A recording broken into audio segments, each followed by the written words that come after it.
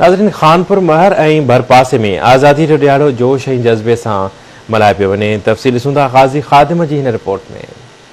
हम जिंदा कौम है, आइंदा कौम है, हम सबकी है पहचान, हम सबका पाकिस्तान, पाकिस्तान, पाकिस्तान, हम सबका पाकिस्तान। खानपुर मार ऐं भरपासे जे मुख़्तलिफ़ इलाइक़नि शाहपुर मार, लोही, सरदारगढ़, लुंड बाज़ार ऐं ॿियनि इलाइक़नि में 14 अगस्त जश्न आज़ादी जो ॾियारो भरपूर जोश ऐं जज़्बे सां मल्हायो वियो।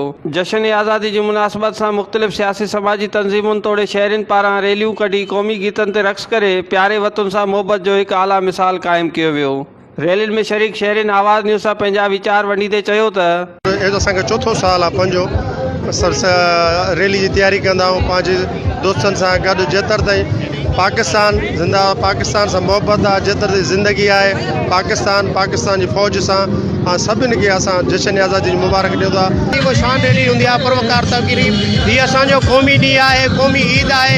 इन खे असां सॼा नौजवान संगत खानपुर मार इर्द गिर्द जा जेके आहिनि इन जी एरिया असांखे वॾो पुरवकार तरीक़े सां मल्हाईंदा आहियूं। 14 अगस्त असांजो पाकिस्तान आज़ादु थियो ऐं असां चाहींदासीं त इंशाअल्लाह कश्मीर भी 14 अगस्त ते आज़ाद। 14 अगस्त कानपुर महर शहर में माण्हू तमामु घणी रश में तमामु जोश ऐं जज़्बे सां मल्हाए रहिया आहिनि ऐं तमामु घणी माण्हुनि जी रश आहे। 14 अगस्त जे हवाले सां मुख़्तलिफ़ रैलीज़ निकिरी रहियूं आहिनि ऐं गवर्नमेंट जी तरफ़ां उन्हनि खे जेको आहे सिक्योरिटी फराहम कई वई आहे ऐं असां हिननि रैलीज़ में हिननि जी ख़ुशी में हिननि सां गॾु आहियूं। होॾां टाउन कमेटी खानगढ़ में क़ौमी तरानो ॻाए क़ौमी झंडो फड़कायो वियो ऐं मुल्की सलामती लाइ दुआ घुरी मिठाइयूं विरायूं वियूं, जॾहिं त खानपुर मार में हर तरफ़ पाकिस्तान ज़िंदाबाद जा नारा गूंजदा रहिया।